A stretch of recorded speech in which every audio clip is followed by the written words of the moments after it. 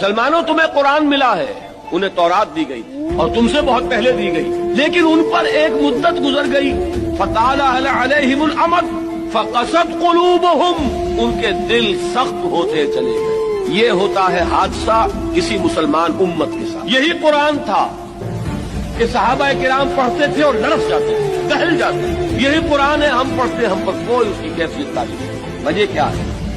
ہمارے دل سخت ہے، اور سختی کا یہ عالم ہے۔ سورہ بقرہ کے شروع میں اہل کتاب سے، یہود سے خطاب کر کے کہا گیا ہے ثم قست قلوبکم فہی کالحجارۃ او اشد قسوۃ، پھر تمہارے دل سخت ہو گئے اور وہ پتھروں جتنے سخت ہیں بلکہ ان سے بھی زیادہ سخت۔ فإن من الحجارۃ لما يتفجر منه الانہار، چٹانیں تو وہ بھی ہیں جو پھٹ جاتی ہیں، ان میں سے پانی نکل آتا ہے، پتھر وہ بھی ہیں جو گر پڑتے ہیں اللہ کے خوف سے۔ لیکن یہ کہ جب انسان کا دل پتھر ہوتا ہے تو کوئی شے اس کی سختی کا مقابلہ نہیں کرتی۔